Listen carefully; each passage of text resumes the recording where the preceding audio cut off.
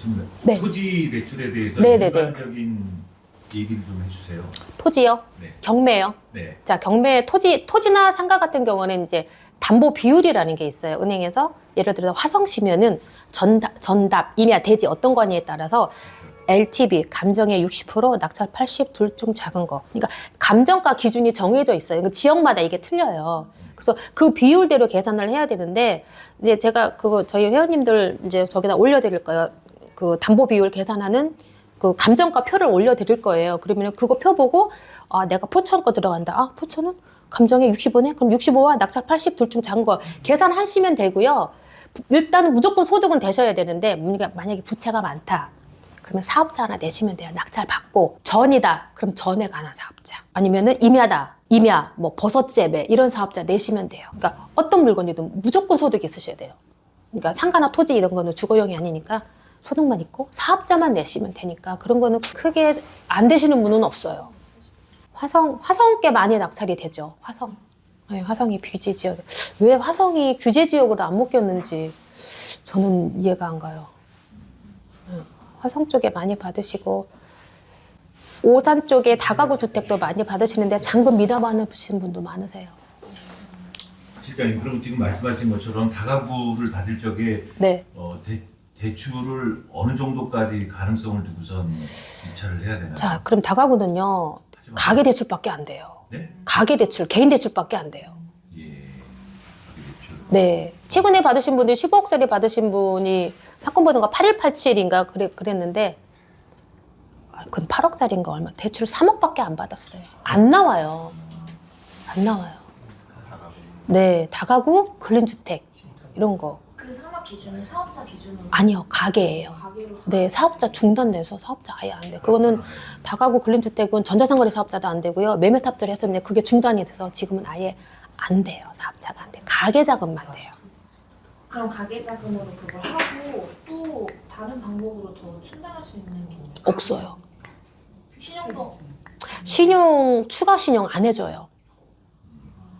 우리가 예를 들어 20일 날 대출 실행을 할 거예요. 그러면은 만약에 신용대출을 받으면은 당일날 근저당 설정 들어와야 되거든요. 근데 이 1순위 은행에서 당일날 타 은행이 근저당 설정 들어오는 거를 싫어해요. 그리고 대출을 이제 본인 앞으로 또 신용대출 받을 거 아니에요. DSR에 적용돼서 이것도 빠달이 나요. 그러니까 신용대출을 타 은행에서 하실 거면은 이제 배우자 명의나 소득 되시는 뭐 자녀분 명의로 따로 받아서 준비했다가 잔금일날 이렇게 하셔야 돼요. 지금 신용대출 하는 거는 가능한 거는 아파트만 돼요. 이제 아파트는 가계 대출 받고 신용돼요. 근데 그게 어떻게 되냐면은 당일날 설정 안 들어가요. 이제 미리 대출 신청을 다 해놔요. 1금융권, 2금융권 다 신용대출까지 다 해놔요. 해놓고 법무사에서 예를 들어 20일 날 실행이야. 요거 20일 날 실행시킬 거예요. 그럼 20일 날 돈이 나와야 되잖아요. 여기도. 근데 여기는 그 법무사의 그 은행에서 신용대출 신청한 은행에서 이틀 전에 돈을 줘요. 미리 현금으로 쏴줘요. 얼굴 보지도 못한 손님한테 대출 신청했으니까 당일날 이틀 전에 쏴줘요. 그래서 이분은 당일날 이 돈하고 차서 잔금을 맞추잖아요. 그리고 이 은행만 1금융만 근저당 설정 들어가잖아요. 이 은행은 3일 뒤에 근저당 설정 들어가요. 아, 그 밑으로. 네, 3일 뒤에. 그래서 법무비가 비싸요. 그럼 실장님 실제 사례 중에 그 대출 안 된 케이스 대출이 안 된 케이스는 첫 번째 신용 등급이요.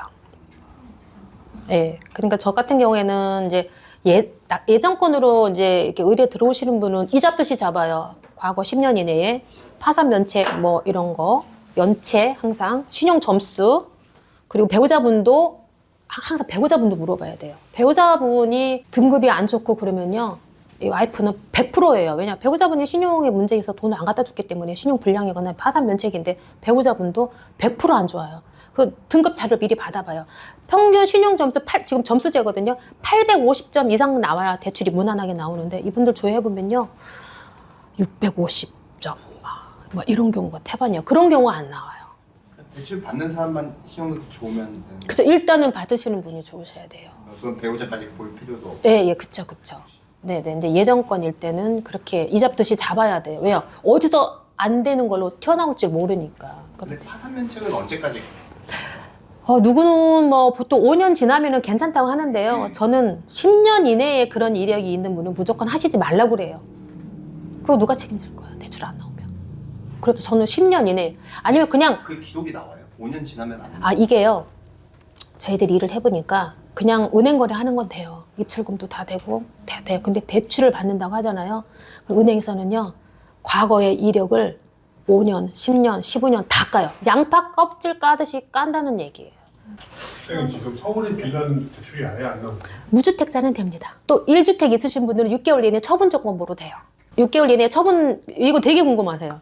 실거주랑 상관없어요? 무주택자요, 1주택자요? 무주택자? 조건이 다른가요? 그쵸? 틀리죠? 둘 다 알려주세요. 자, 무주택자인 경우에는 무조건 나오잖아요. 근데 물론 소득 대비 부채 보고 무조건 나오는데 일단은 전입은 필수예요. 다른 데 살아도 내가 그 물건지를 낙찰 받고 나서 전입을 했다가 전입세대 열람을 띄어서 은행에 한번 보내줘야 돼요. 그건 필수고요. 여기 비규제도 그래요. 여기 실의무 기간은 없어요. 그다음에 이제 기존의 1주택자 6개월 이내에 규조택 6개월 이내에 처분 작정 쓰고 6개월 이내에 저쪽 집을 팔아야 돼요. 6개월 이내. 근데 못 파시는 분들 있어요. 엊그저께도 낙찰 사실은 받아오신 분이 있어요. 받아오신 분이 계신데 나 기존 집 못 팔 것 같아. 어떡해. 그러면은 6개월 딱 이제 대출 받아서 이전을 했어. 근데 6개월이 딱 경과가 됐어. 은행 제 짐작에 짐작인데 은행에서 이렇게 봐요. 자, 6개월이 됐지? 이분이 대출을 받았지? 집이 있지? 그럼 집을 팔았나 안 팔았나 확인을 할 거예요. 그래서 기존 주택을 6개월 이내에 여태까지 안 팔았다. 그러면은 이제 전화가 오겠죠. 고객님 약정 위반입니다. 기존 주택 안 파셨네요. 대출은 쓰고 계시면서 그럼 약정 위반이기 때문에 대출금 바로 상환하셔야 되고요. 상환도 전액 상환은 안 들어오고요. 아마 분할 상환으로 하라고 할 거예요. 그렇게 하고 향후 3년 동안 주택 담보 대출 못 받게 돼요. 이게 원래 규정이고요. 경매에 관련돼 있어서 현재의 지금 우리 이 대출 규제가 진행되고 있는 상황에서 네. 그 전과 지금의 경매 법정의 분위기가 어떤지 한번 좀. 저는 주로 이제 수원하고 평택, 성남을 나가거든요. 처음에는 약간 주춤했었어요. 사실은 진짜 주춤했었는데요. 지금은 주춤도 아니에요. 지금요 젊은 친구들이 더 많이 써요. 사실 예전보다는 응찰자는 좀 떨어졌죠. 대출이 많이 안 나오니까. 근데 낙찰가는 더 올라갔어요. 근데 금액이 높아지고 젊은 분들이 입찰이 조금 더 늘었다라고 하게 되면 그거는 현금 보유가 뭐 그건 개인들이 알겠지만. 그쵸. 그렇게 하고 지금은 유튜브에서 너무 많이 막 이렇게 이만큼 나옵니다. 뭐 문제 없습니다. 너무 많이 그게 막 이렇게 활성화가 돼가지고 그걸 보고 하시는 분들도 되게 많으세요. 그럼 그 실장님 생각에는 위험하다라고 생각합니다. 그쵸. 위험한 것도 제가 유튜브 영상을 이제 며칠 봤는데요. 위험하게 강의를 하시는 분도 많으세요. 물론 뭐 그 영상이 그 이전에 찍은 건지 최근에 찍은 건지 이거에 따라서 달리긴 하지만 담보 비율을 막 90%까지 안내하시는 분들도 막 있으시더라고요. 근데 되게 위험하세요. 무조건 매매 사업자는 대출이 다 되는 줄 알고 낙찰 받아오신 분도 있으세요. 어제 받으신 분도 저 매매 사업자를 할 거예요. 뭐 이렇게 얘기해요. 그거 중단됐어요. 지금 수도권을 일단 제외하고 예. 지방주택은 일단 대출 규제에서 지금 그쵸. 자유롭잖아요. 빠져 있죠. 근데 우리 만약에 경매를 한다라고 했을 때 경매의 매력은 뭐 단기간 매도를 한다라는 전제 조건으로 갔었을 때 네. 이게 상환수수료가 비율이 되게 세거든요. 네. 보통 1.5% 이렇게 되니까 금액이 아주 큽니다. 무조건 금리 싼 게 좋은 게 아니거든요. 그냥 장기로 하시는 분들은 그냥 금리 싸고 중도상환수수료 있어도 상관없어요. 근데 단타 개념이다 하면은 금리 2, 3% 높거든요. 높은 상품을 항상 저는 두 가지를 드려요.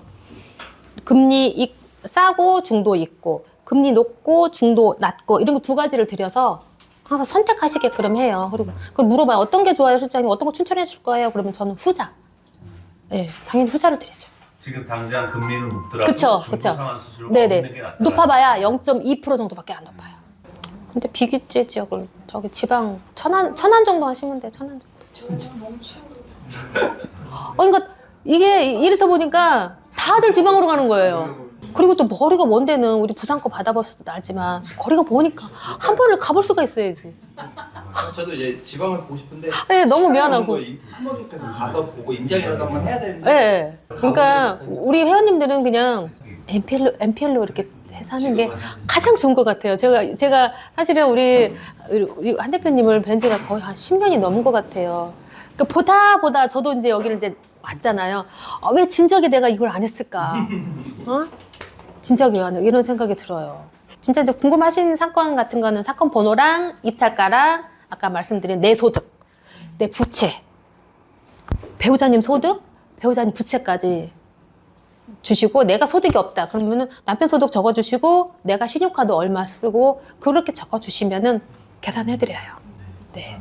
이렇게 하고 오늘 제가 여기까지만 할게요. 네, 감사합니다.